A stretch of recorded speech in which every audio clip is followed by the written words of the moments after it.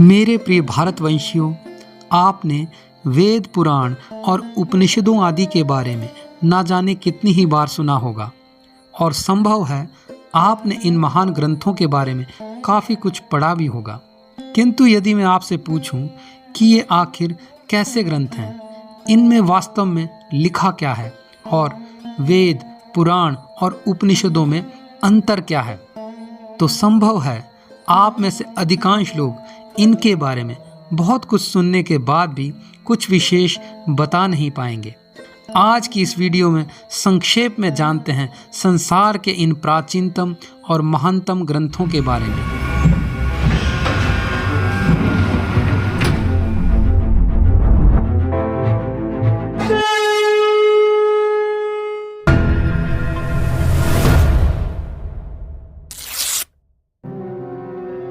वेद न केवल प्राचीन भारतीय साहित्य और हिंदू धर्म के अपितु संसार के सबसे पुराने धार्मिक ग्रंथ हैं। संस्कृत भाषा में लिखे गए इन वेदों को अपौरुषेय माना जाता है, जिसका तात्पर्य है कि वे किसी मानव द्वारा नहीं रचे गए हैं, बल्कि इन्हें ऋषियों ने दिव्य प्रेरणा से प्राप्त किया है।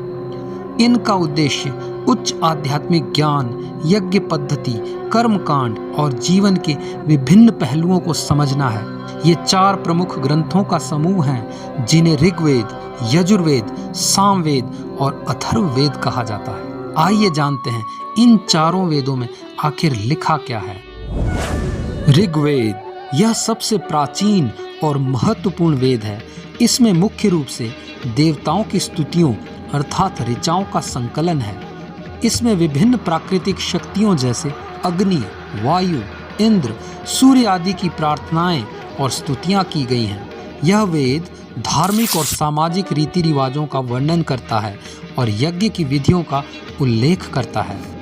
ऋग्वेद में प्राकृतिक शक्तियों की पूजा और ब्रह्मांड के रहस्यों का वर्णन किया गया है। इसमें ब्रह्मांड, सृष्टि और जीवन के मौलिक प्रश्नों पर गहन विचार विमर्श है, जैसे नासदी सूक्त जो सृष्टि के आरंभ का वर्णन करता है। इसे दार्शनिक और आध्यात्मिक दृष्टिकोण से भी अत्यंत महत्वपूर्ण माना जाता है। यजुर्वेद मुख्य रूप से यज्ञ और अनुष्ठानों की प्रक्रिया से संबंधित है। इसमें यज्ञों में बोले जाने वाले मंत्रों और अनुष्ठानिक विधियों का वर्णन है। यह 2 भागों में विभाजित है, शुक्ल यजुर्वेद और कृष्ण यजुर्वेद। इसमें कर्म कांडों के माध्यम से आत्मा और परमात्मा की प्राप्ति का मार्ग बताया गया है। सामवेद को संगीत और गायन का वेद माना जाता है। इसमें ऋग्वेद की कुछ ऋचाओं और संगीतबद्ध करके गाने के लिए व्यवस्थित किया गया है। इसका मुख्य उद्देश्य यज्ञ के दौरान गाए जाने वाले मंत्रों का संगीतमय प्रस्तुतिकरण है। सामवेद को भारतीय शास्त्रीय संगीत का स्रोत भी माना जाता है।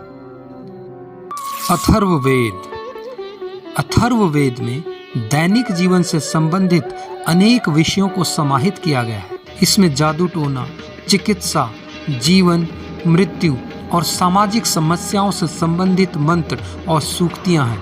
इसमें रोगों के उपचार के लिए औषधियों का वर्णन, साथ ही विवाह, गृहस्थ जीवन और अन्य सामाजिक विषयों का भी उल्लेख है।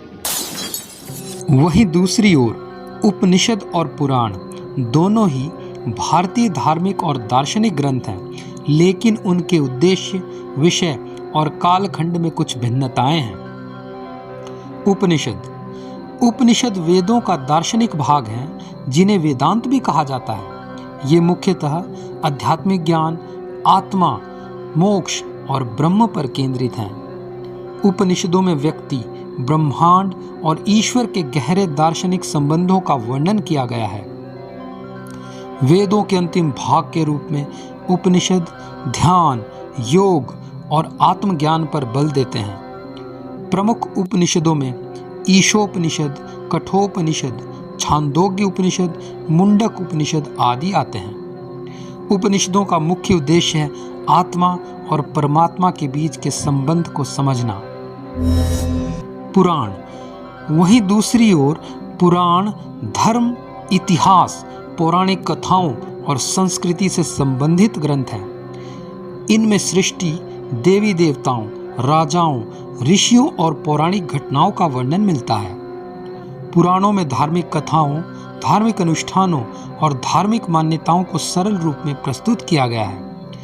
18 महापुराण हैं, जिनमें विष्णु पुराण, शिव पुराण, भागवत पुराण, मार्कंडेय पुराण आदि शामिल हैं।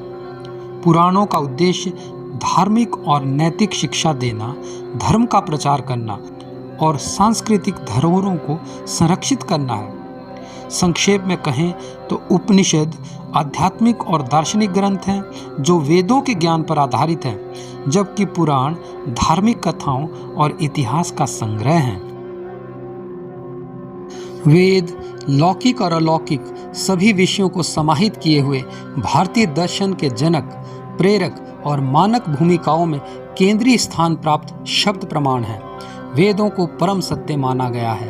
अपनी सर्वोच्च विज्ञानवादी प्रकृति के कारण पश्चिमी जगत के दार्शनिकों और महान विज्ञानियों ने भी वेदों और उपनिषदों का गहन अध्ययन कर उनमें छिपे ज्ञान के आधार पर अनेक खोजें व आविष्कार किए हैं। इन महान ग्रंथों में छिपे ज्ञान का विस्तार अनंत है, जिसके बारे में एक छोटी सी वीडियो में बता पाना संभव नहीं। यदि आप अपना संपूर्ण जीवन भी इसके अध्ययन में लगा दें तो भी इनकी गहराइयों तक पहुंच पाना सरल नहीं। किंतु इस अथाह ज्ञान समुद्र से चंद बूंदें भी यदि मिल जाएं तो भी जीवन निश्चित ही सफल हो जाए। आशा है मेरे इस तुच्छ प्रयास से आपको प्राचीन व महान भारतीय ग्रंथों को पढ़ने की प्रेरणा प्राप्त होगी। अतः आज की इस प्रस्तुति में बस इतना ही। मैं आप तक ऐसी ही तथ्यात्मक, रोचक और ज्ञानवर्धक वीडियोस लाता रहूँगा। अब दीजिए इजाज़त। नमस्कार।